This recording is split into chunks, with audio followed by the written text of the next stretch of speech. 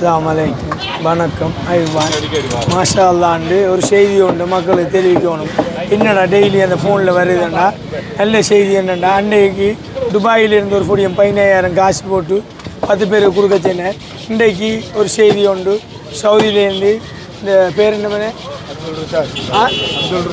அப்துல் ருஷாத் மௌலவி உண்டு சம்மாந்துறை ஆள் ஒன்று அனுப்பி ஒரு மீன் ஒன்றை வெட்டி ஒரு 20,000 ரூபா போகும் 10 பேருக்கு கொடுக்க சொல்லி தந்திருக்கு. இப்போ நாங்கள் எங்களோட தொழில் எப்படி போகுதுண்டா மாஷா அல்லாண்டு ஏழைகளுக்கு போய் சேருது.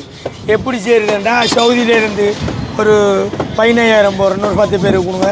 அது என்னத்துக்குன்னு கேட்டதுக்கு எனக்கா ஒரு ஆக்களுக்கு இல்லையா, நீ இப்படி செய்யணும் தம்பி, ஒன்றால் 10 பேருக்கு கொடுப்பேன்னு தெரிஞ்சதுக்கு ஒன்றைக்காண்டி நாங்கள் பழகிரிக்கோம்.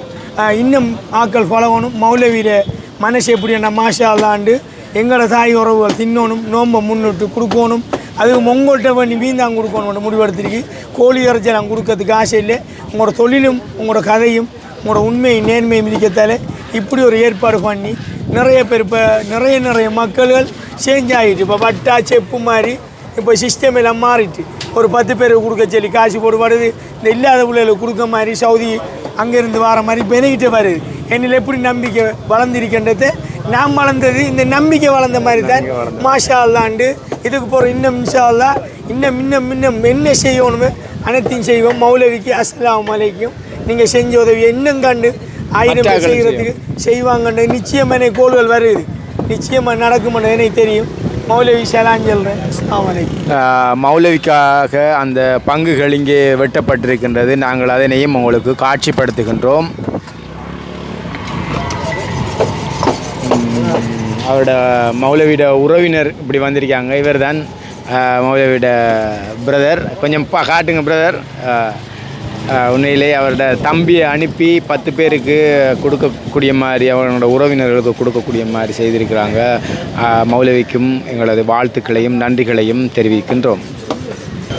மக்களுக்கு எப்படியாவது கொடை கொடுக்க வேண்டும் என்று நினைக்கின்ற நல்ல உள்ளங்கள் இவ்வாறான விடயங்களை இப்போது செய்வதற்கு முன்னார்வம் கொண்டிருக்கின்றார்கள். சராஃபத் ஃபிஷக்கிங் நிறுவனத்தின் முகாமைத்துவ பணிப்பாளர் அவர்களிடம் அழைப்பினை ஏற்படுத்தி நீங்கள் 10 பங்கு 20 பங்கு ஏழைகளுக்கு வழங்குங்கள் என்று சொல்லி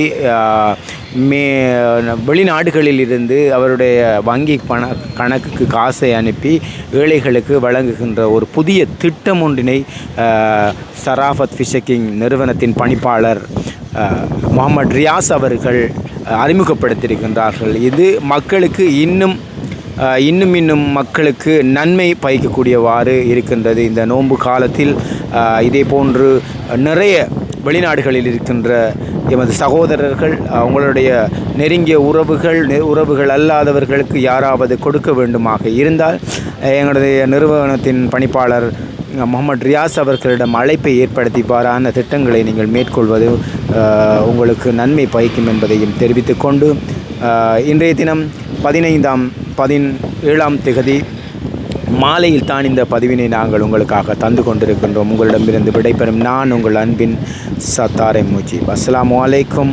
வணக்கம்.